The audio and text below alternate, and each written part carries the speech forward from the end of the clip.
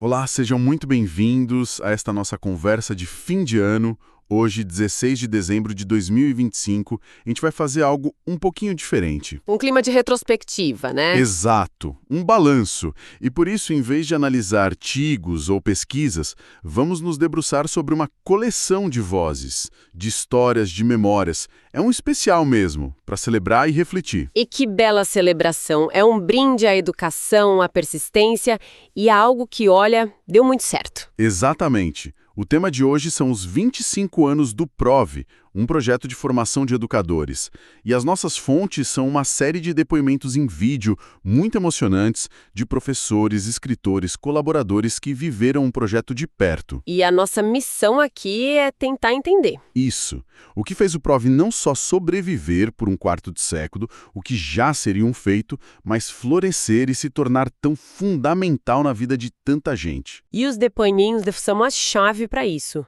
Eles não deixam a menor dúvida sobre os pilares que sustentam essa longevidade toda. Não foi um acaso. Com certeza não. Então, vamos começar pelo começo. O que exatamente é o PROV? E por que ele é tão especial?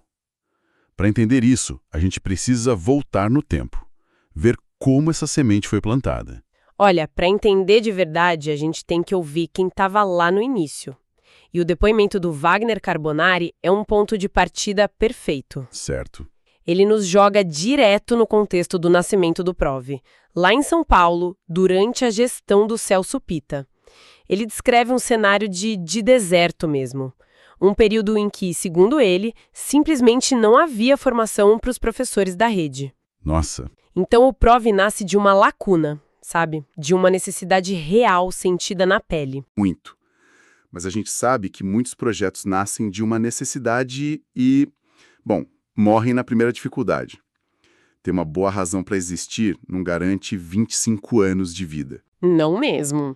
Deve ter algo na estrutura, no DNA dele, que o tornou diferente. E é aí que a coisa fica interessante. O próprio Carbonari aponta para o que talvez seja o diferencial mais radical do projeto. O poder de escolha. A escolha do professor. Exato. Ele faz um contraste muito claro.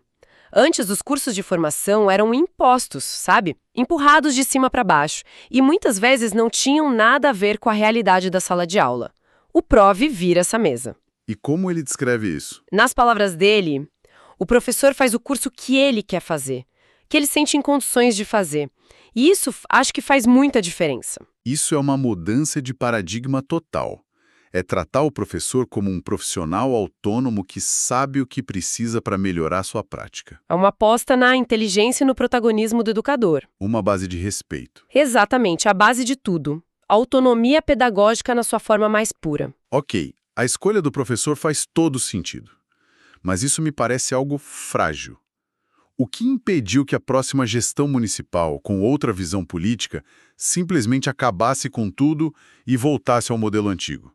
A gente sabe que, infelizmente, isso aqui geralmente acontece na educação pública. Essa é a pergunta de $1 milhão.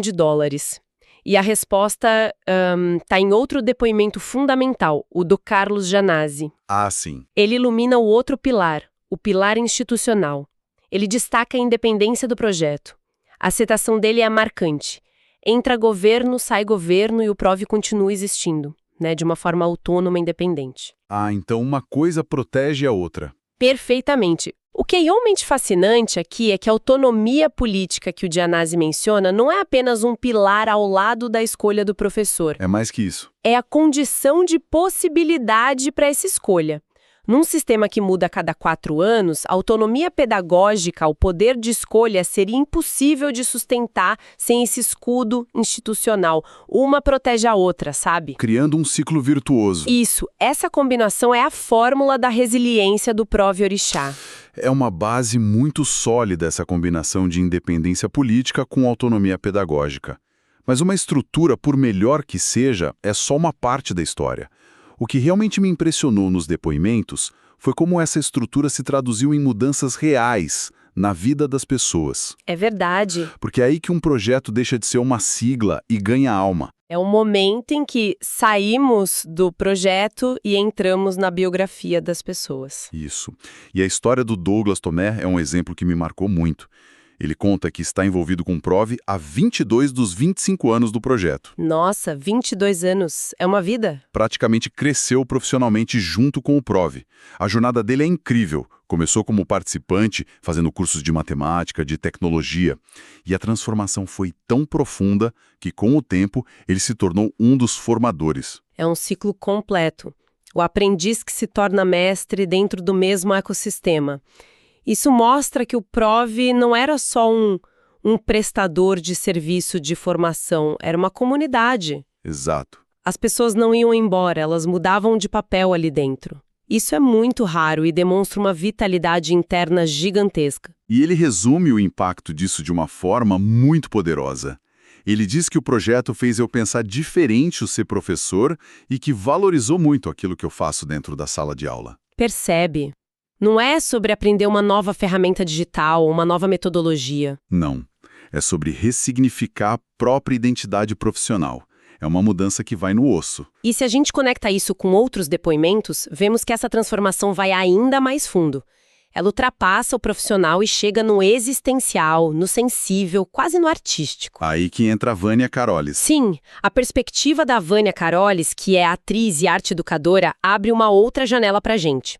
Ela descreve o projeto como um lugar que permitiu potencializar a inteligência, a criatividade, a sensibilidade, a delicadeza através da arte. Nossa, morando no brincar, que imagem poderosa. Isso muda tudo. Não estamos falando de treinamento técnico. De jeito nenhum. Estamos falando de resgatar a alegria, a humanidade na profissão. Exatamente. Ela diz que o PROV a ensinou a provar a vida de uma outra forma. E então ela solta essa pérola. Morando no brincar é a expressão mais linda que existe do PROV na minha vida. Puxa vida. Sabe? Isso me atinge de uma forma especial. A gente fala tanto em valorizar o professor e quase sempre a conversa vai para salário, recursos, o que é fundamental, claro, mas ela está falando de algo existencial. O direito de brincar, de ser criativo, de ser humano dentro de uma profissão tão massacrante. Que fantástico. Então a gente tem a transformação da identidade profissional com o Douglas Tomé e a expansão da sensibilidade humana com a Vânia Carolis. E ainda tem mais uma camada, né? Tem sim. Que aparece forte no depoimento da Maria José Nóbrega, a Mazé. Ela adiciona a dimensão da consciência política e social. Ela conecta a formação individual a um propósito coletivo. É isso. Isso. Ela diz que, sim, aprendeu muito sobre conteúdo, leitura, alfabetização, literatura, mas o aprendizado principal foi outro. Nas palavras dela. Principalmente, aprendemos a nos constituir como educadores, a compreender a função política, a função de compromisso que essa tarefa nos exige, em relação às camadas populares. Uau! Ela está dizendo que o PROVELE não a formou apenas para ser uma professora melhor, mas para ser uma educadora consciente do seu papel na luta por uma sociedade mais justa. É um tripé muito poderoso. A transformação profissional, a existencial e a política. E isso levanta uma questão importante. Qual é a filosofia que costura tudo isso? O que une tudo. O que une a autonomia do Carbonari, a identidade do Douglas, a sensibilidade da Vânia e o compromisso social da Mazé. Vários depoimentos apontam, sem hesitar, para a mesma referência. Paulo Freire. O nome dele aparece o tempo todo como uma espécie de bússola moral e pedagógica do projeto.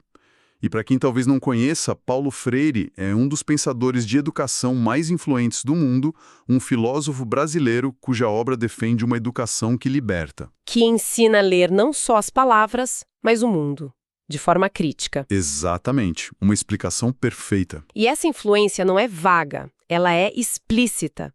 O Carlos Genasi, por exemplo, descreve o PROV como um processo de formação constante de professores, crítica, liberta, emancipadora, como nos ensinou o grande Paulo Freire. As palavras que ele escolhe não são aleatórias, né? De jeito nenhum. Crítica, liberta, emancipadora. Elas são o coração do vocabulário freiriano. E essa percepção é compartilhada. A Letícia Teruel usa adjetivos ainda mais fortes. Ela chama o projeto de emancipador, libertador, transgressor. E é muito simbólico que, durante a fala dela, ela segura a coleção de revistas do PROV, como quem segura a prova física, o arquivo dessa história de transgressão e libertação. Sim, ela diz que as revistas são a prova de que a educação freiriana é possível. E a Cleide Terzi traz essa filosofia para o chão da fábrica, sabe? Para o dia a dia do projeto. Ela diz que no PROVE partilhamos conhecimentos, experiência, vínculos e afetos, tal como nos ensina o professor Paulo Freire. Ou seja, não é só uma inspiração teórica pendurada na parede. Não, é um método vivido, que se manifesta na partilha, na criação de vínculos, na afetividade entre os educadores, é a teoria virando prática. E essa prática se expande para um conceito ainda mais amplo, que é o de esperança em movimento. É o que a Ângela Catuta nos traz. Ela conecta o legado de Freire ao presente e principalmente ao futuro. Ela enxerga o projeto não como algo estático, mas como uma força em movimento. Sim, a visão dela é de que o PROVE é um grande movimento de educadores e educadoras que traduz uma pedagogia da esperança. Pedagogia da esperança. E ela ressalta o quão vital esse movimento, especialmente como ela diz, em tempos de ataque à educação e aos educadores. Então o projeto não é só um espaço de formação. Ele se torna também um ato de resistência. Um refúgio e uma trincheira ao mesmo tempo. Exato. Um lugar para se fortalecer e para lutar. Um lugar para manter a esperança acesa de forma organizada e coletiva. Isso. Então vamos juntar as peças. A gente tem um projeto que nasce de uma necessidade, se sustenta numa combinação rara de autonomia política e pedagógica, transforma vidas no âmbito profissional, pessoal e político. E é guiado por uma filosofia de libertação e esperança inspirada em Paulo Freire. Quando a gente enxerga esse quadro completo, a gente começa a entender a dimensão do legado do PROVE. E o depoimento do escritor Edson Gabriel Garcia ajuda a colocar esse legado numa perspectiva histórica. Ele é alguém que circulou muito pelo projeto, deu palestras, participou de mesas, teve livros discutidos lá. Ele fala com a autoridade de quem conhece muitas realidades na educação brasileira. E o que ele diz é de arrepiar. É quase um veredito.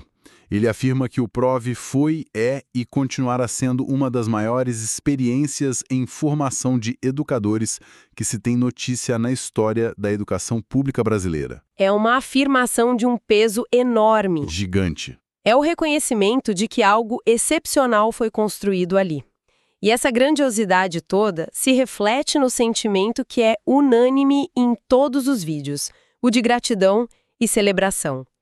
Não há uma única nota de lamentação ou crítica. É uma celebração pura da jornada. Sim, a própria Cleide Terzi, que fala da filosofia freiriana, também diz que temos que celebrar e celebrar muito essa caminhada. A palavra celebrar ecoa em vários depoimentos. E isso é muito significativo, porque mostra que para eles não é apenas um projeto que deu certo, é uma travessia coletiva que merece ser comemorada. Uma vitória construída ao longo de 25 anos. Com muitas lutas, como o Douglas Tomé mencionou. A celebração é também o reconhecimento dessa resistência. Analisando todas essas vozes, fica muito claro que a resiliência do PROVE vem dessa receita que parece simples, mas é raríssima. A independência institucional, somado a um profundo respeito pela capacidade de escolha do professor. É uma prova viva de um quarto de século de que a valorização real do educador, tratando-o como protagonista da sua própria formação, é o único caminho possível. As fontes celebram 25 anos de um projeto que deu certo ao apostar tudo na autonomia e ao tratar educadores como os protagonistas que eles são. Isso me deixa com uma reflexão para fechar o ano. Manda. Como seria a educação pública se esse princípio de confiança e escolha não fosse a exceção de um projeto independente, mas a regra fundamental de todo o sistema? Uma reflexão poderosa. E acho que não há forma melhor de encerrarmos o ano. Fica esse pensamento para a gente matutar durante as festas. Com certeza. Agradecemos a todos que nos acompanharam até aqui nesta análise especial de fim de ano e para quem se interessou por essa história e por discussões como esta, fica um convite. Um convite importante. Sim, os vídeos que a gente analisou hoje mostram a força e a vitalidade dessa comunidade. No próximo ano, eles continuarão a explorar temas importantes. Então, fica o convite para acompanhar o canal do PROVE Pod. Um convite para continuar essa conversa em 2026. Exatamente. Desejamos a todos e todas ótimas festas, um excelente fim de ano, um grande abraço e até a próxima.